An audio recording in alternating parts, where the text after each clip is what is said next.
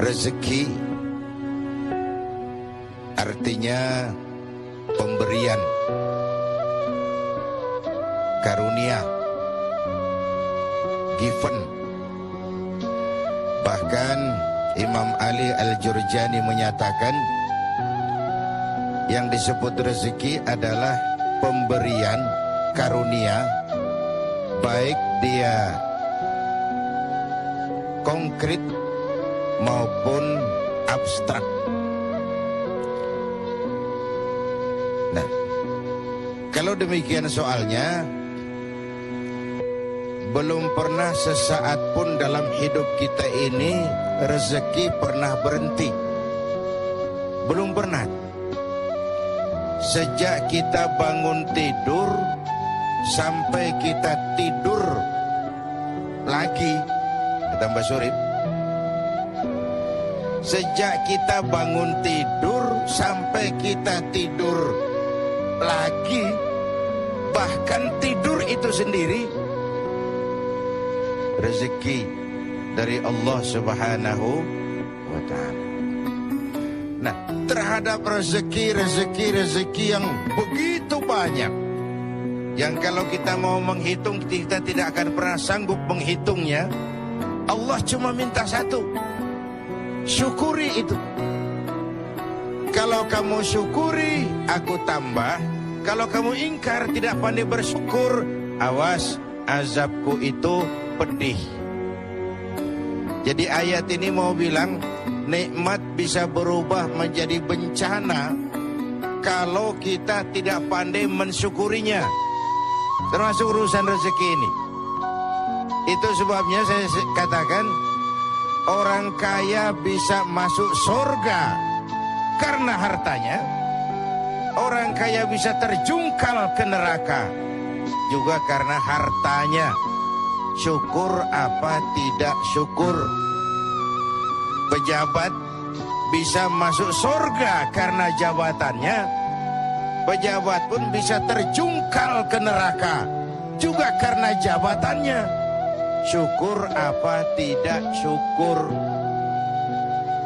Orang alim itu bisa sampai ke surga karena ilmunya.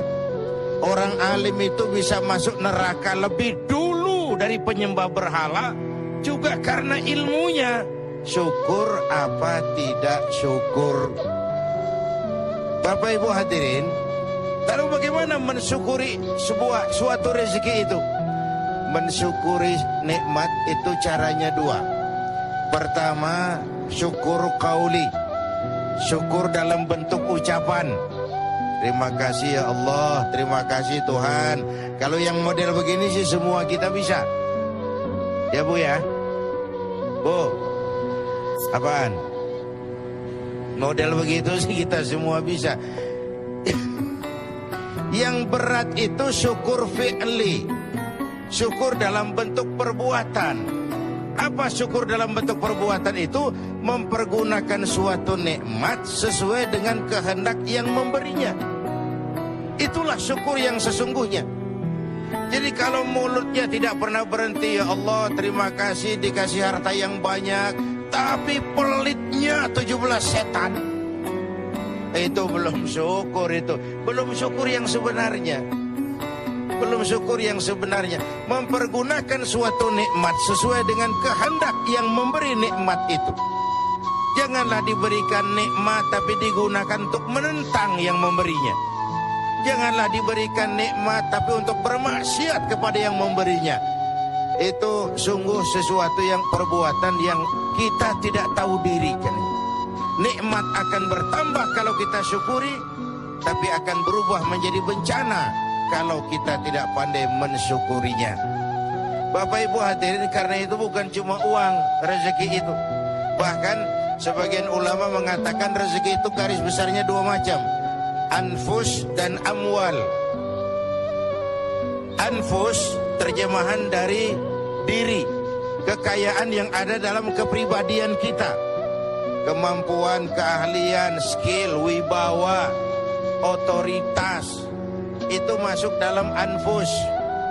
Yang amwal ialah bentuk-bentuk materi yang kita kuasai. tanah, rumah, uang, amwal dan anfus itu harta.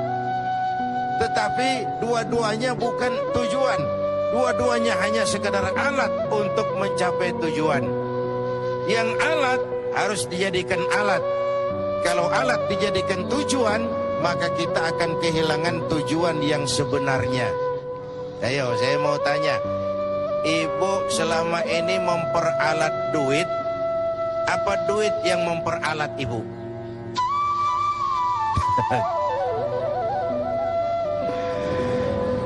Selama ini kita memperalat harta atau harta yang memperalat kita? Harta memperalat kita. Yang lebih makro, selama ini kita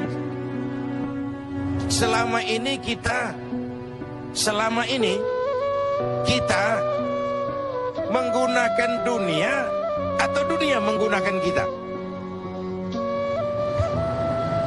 Idealnya kita menggunakan dunia.